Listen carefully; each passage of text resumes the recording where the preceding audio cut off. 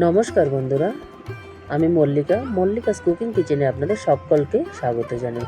আশা করি আপনারা সকলেই ভালো আছেন, সুস্থ আছেন। আমরাও ভালো আছি। তো পনির তো সকলেই খায়, আর পনির এমনই একটা জিনিস সবারই খুব পছন্দের রেসিপি। তো আজকে আমি পনির আলুর ডালনা রেসিপি নিয়ে চলে এসেছি। খেতে কিন্তু দুর্দান্ত। তো এই পনির আলুর ডালনা রেসিপিটা আমি কিভাবে রান্না করি সেটাই আপনাদের সঙ্গে আজকে শেয়ার করব খুব সহজেই। তো চলুন তাহলে।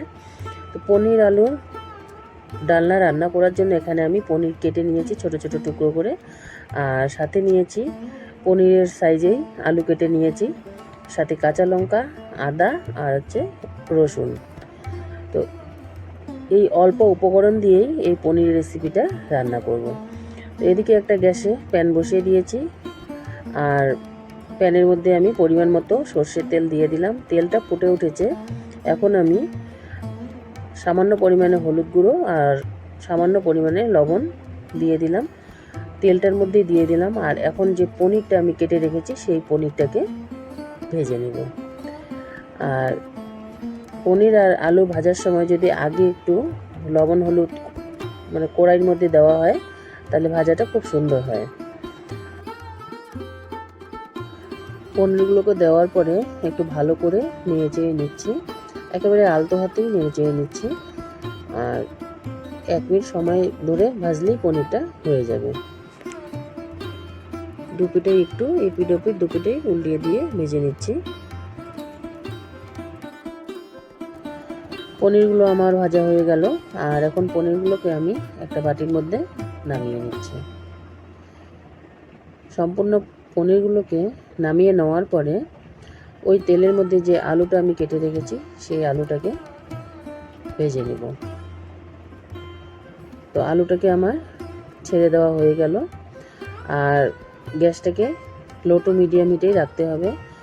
এতে আলুটা ভাজার সময় যেন 70% সিদ্ধ হয়ে যায়।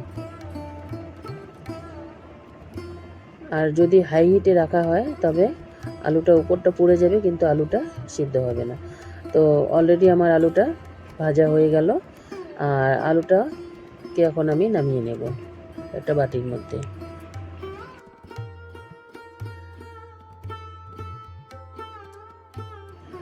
আলু টুকরোগুলোকে একটা প্লেটের মধ্যে নামিয়ে নিলাম, আর ওই তেলের মধ্যেই ফোড়নের জন্য দিয়ে দিলাম তেজপাতা আর গোটা জিরে।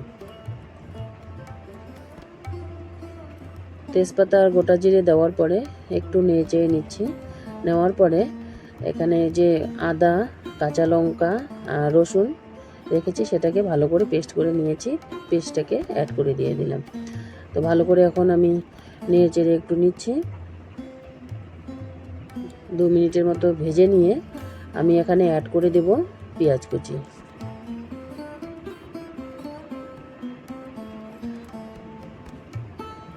পেঁয়াজ কুচিটাকে অ্যাড করে দেওয়ার পরে আবারও একটু আমি নেড়ে চেড়ে নেব ভালো করে।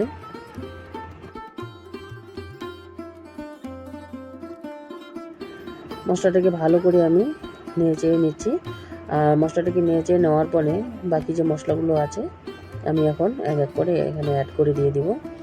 তো এখানে 1 চামচ মতো জিরে বাটা আমি অ্যাড করে দিয়ে দিলাম, আর এটা দেওয়ার পরে একটু সামান্য পরিমাণে আমি জল অ্যাড করে দিয়ে দিলাম। জলটাকে অ্যাড করে দেওয়ার পরে ভালো করে মশলাটাকে আরও আমি কষিয়ে নিচ্ছি।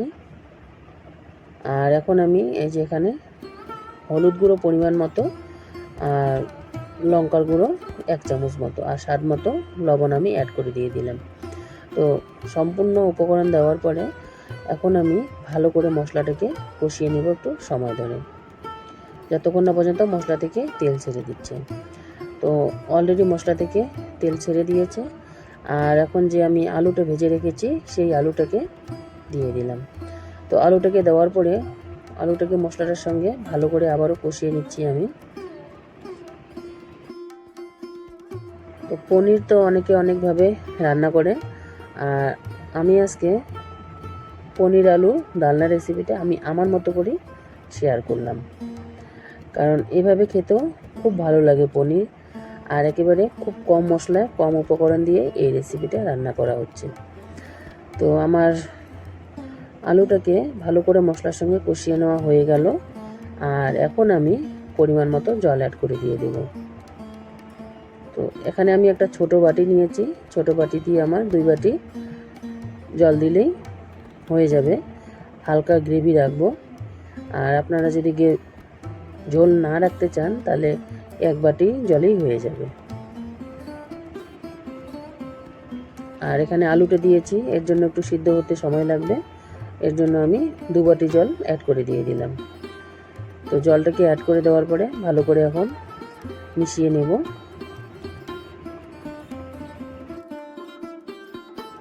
আর এখন আমি এখানে 4টা কাঁচা লঙ্কা অ্যাড করে দিয়ে দিলাম। যে কোনো সবজির মধ্যে কাঁচা লঙ্কা খেতে ভালোই লাগে, তাই 4টা কাঁচা লঙ্কা অ্যাড করে দিলাম। দেওয়ার পরে আবারও ভালো করে নেড়ে নিচ্ছি।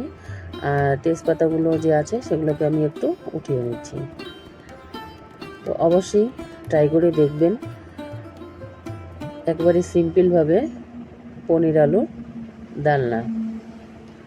তো এখন আমার জলটা একেবারেই ফুটে উঠেছে।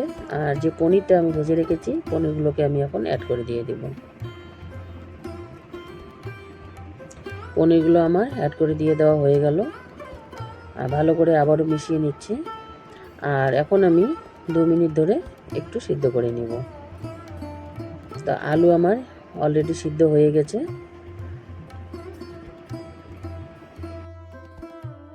এভাবে সিম্পলভাবে পনির আলু ডালনা দুর্দান্ত লাগে খেতে কিন্তু। তো অলরেডি আমার রেডি হয়ে গেল পনির আলু ডালনা আর পনির কা সবজি। তো এখন আমি গ্যাসটাকে অফ করে দিব। আর আপনাদের সামনে একটা বাটিতে আমি সার্ভ করে দেখাবো।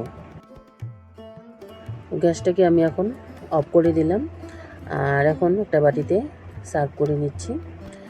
তো আমার এই আজকে পনির আলু ডালনা রেসিপিটা আপনাদের কেমন লাগলো অবশ্যই কমেন্ট করে জানাবেন। দেখা হবে নেক্সট রেসিপিতে। ততক্ষণে ভালো থাকবেন, সুস্থ থাকবেন, টাটা।